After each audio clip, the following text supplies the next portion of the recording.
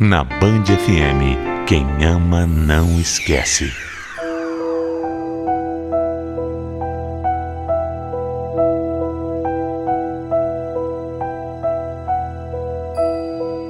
Quando a gente sofre uma grande decepção, fica muito difícil não desanimar. Fica muito difícil até não desistir dos nossos sonhos. Mas se a gente tiver fé e acreditar, o futuro pode ser ainda melhor do que aquele que um dia a gente sonhou.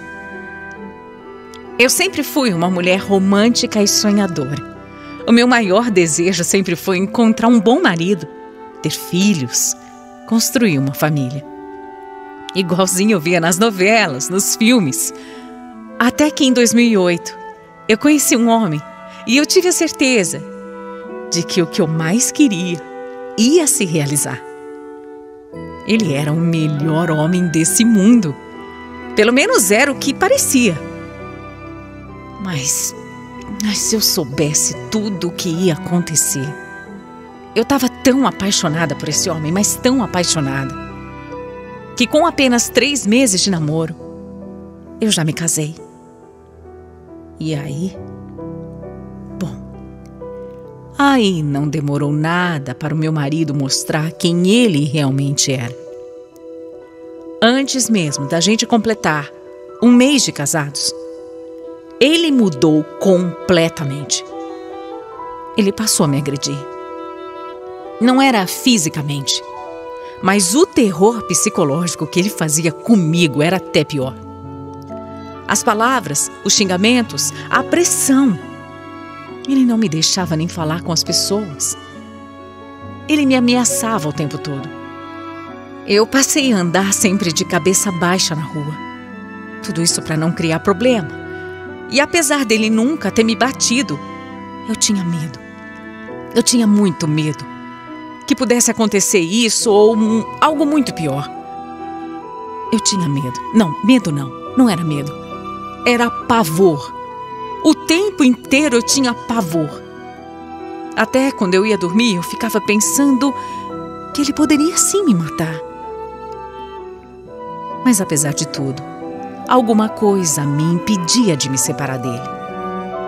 Eu ainda tinha aquele sonho dentro de mim de ter uma família, sabe? Eu sei que parece loucura o que eu tô falando, mas era uma coisa minha, era um desejo muito grande de fazer acontecer. Só que com o tempo, eu fui vendo que não existia a menor possibilidade. E por isso eu passei a pedir a Deus todos os dias, para que Deus terminasse com aquele casamento. A nossa relação já não existia mais. A gente nem conversava em casa. Mas as humilhações não acabavam. Até uma moto ele me fez comprar para ele. E eu que tinha que pagar as parcelas porque ele não pagava. E eu sentia medo de cobrar. A minha vida era um inferno verdadeiro. Eu me sentia presa dentro da minha própria casa e com muito medo o tempo inteiro. Você tem noção do que é isso? Você consegue imaginar o que é viver com medo dentro da própria casa? Como se não bastasse tudo isso, um dia, um vizinho veio me contar. Ele disse que tinha visto meu marido com uma outra mulher. Ele estava andando por aí, passeando na moto que eu pagava. Esse meu vizinho disse que estava me contando porque ficou com dó de mim, porque ele sabia que eu era uma pessoa boa e que não merecia isso. E eu não merecia isso mesmo. Mas apesar da dor que foi ouvir tudo aquilo, aquela revelação também serviu para me acordar para a vida. Eu não podia mais insistir naquele casamento. Por mais que eu sonhasse com uma família, não era ali que eu ia conseguir construir uma. Eu pedi então mais forças para Deus. Força para que Ele me ajudasse a ter coragem e sair daquela vida. Depois de algumas conversas e muita briga, eu saí de casa sem olhar para trás. Não tive coragem nem de pedir nada, nem o dinheiro da moto que eu já tinha dado, nada, absolutamente nada. Eu não queria mais briga. Eu só queria ter paz. Eu só queria ter paz longe dele. Só que mesmo finalmente me separando, eu fiquei muito deprimida. Eu não tinha mais vontade de sair, de falar com ninguém, nem de comer. Eu emagreci muito. Eu sentia que eu tinha fracassado, sabe? Eu sentia até vergonha por não ter conseguido ter um casamento bom como eu sempre tinha sonhado. Eu sentia vergonha de falar para as pessoas que eu tinha me separado. Por pior que tivesse sido, eu me sentia fracassada. Eu sentia que tinha falhado comigo mesma. Eu passei a entender que a vida não era como nas novelas ou nos filmes.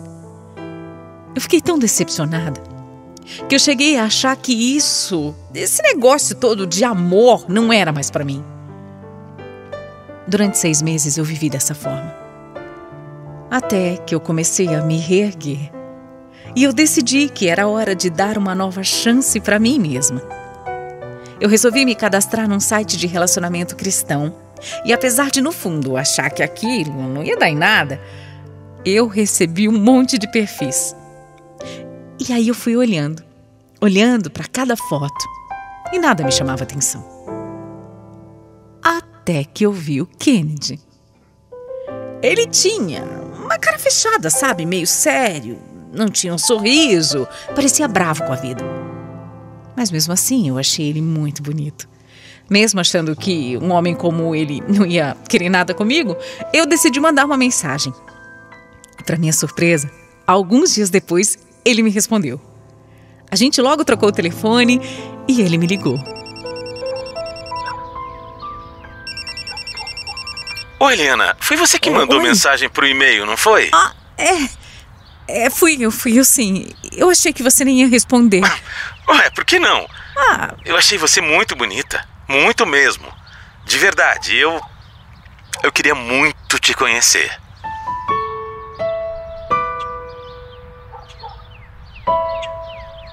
Nossa, eu não estava acreditando no que estava acontecendo.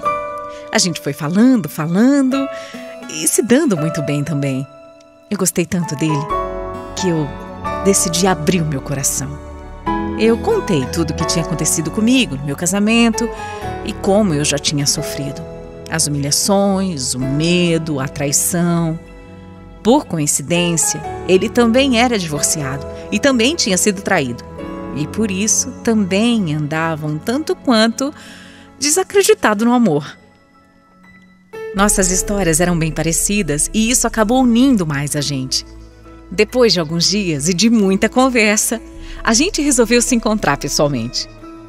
O problema é que, naquela época, nós morávamos em cidades diferentes. Mas isso não ia ser o bastante para nos impedir.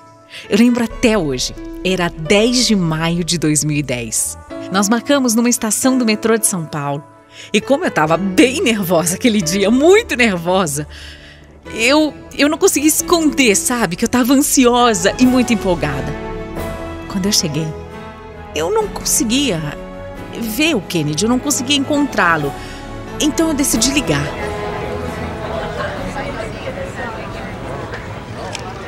Oi, Eliana, eu tô aqui, numa barraquinha de pão de queijo. Ué, onde? Eu tô aqui também, na barraquinha que a gente combinou. Cadê você? Caramba, eu também não tô te vendo. Sério? Será que a gente errou alguma coisa?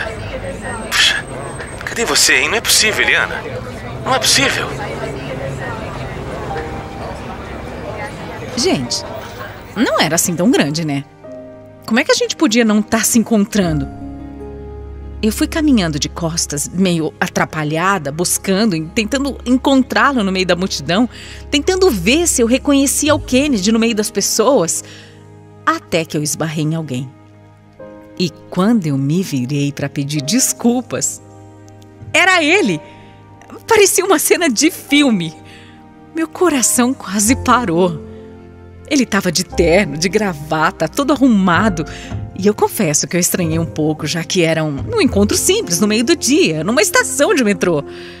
Mas ele falou que tinha se vestido assim porque queria ficar bonito para mim. Ai, eu me senti tão especial, tão feliz. A gente conversou um pouco e decidimos ir para um parque de diversão que tinha ali perto. Eu fiquei imaginando como ele ia curtir os brinquedos com aquele terno, mas olha, sinceramente, a roupa chique não atrapalhou em nada. E nosso dia foi mais que perfeito. O Kennedy me tratava tão bem, com tanto carinho, com tanto cuidado.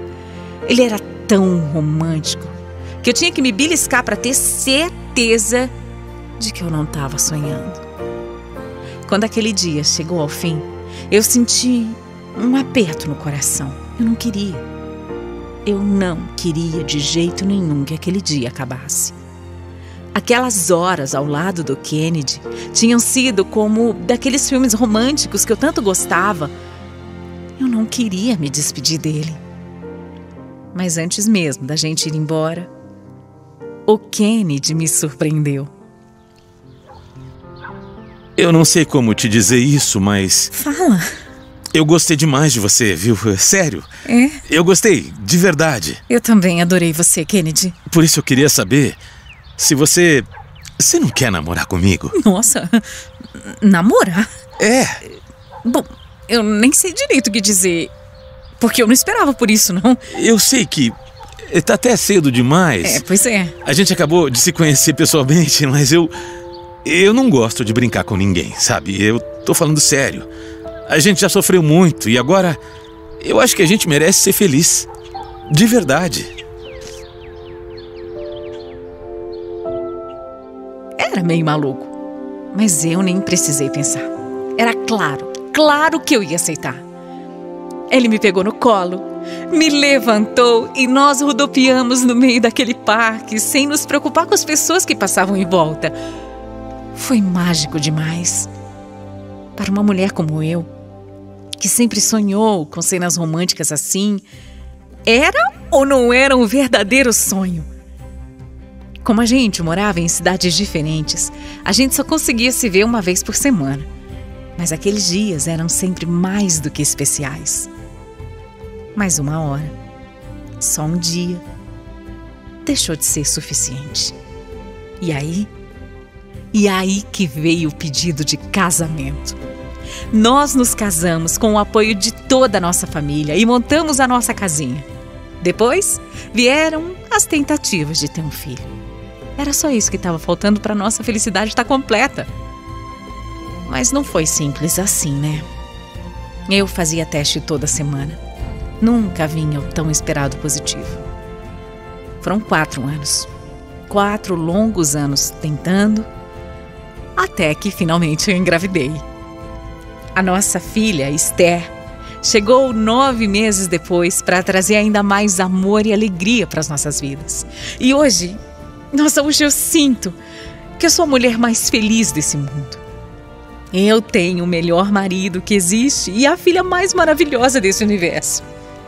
Depois de tanto sofrimento, depois de tantas humilhações e de chegar a desistir do meu sonho de construir essa família, hoje eu posso dizer que eu venci. O que Deus me deu é infinitamente melhor e maior do que aquilo que um dia eu sonhei. E se tem uma coisa que eu gostaria de falar aqui hoje, para todo mundo que está ouvindo a Band FM, é que não aceitem viver numa relação ruim. Não aceitem. Onde não tem amor, a gente não tem que ficar. Deus é tão maravilhoso e com certeza, em algum lugar desse mundo inteiro, a pessoa certa está esperando por você.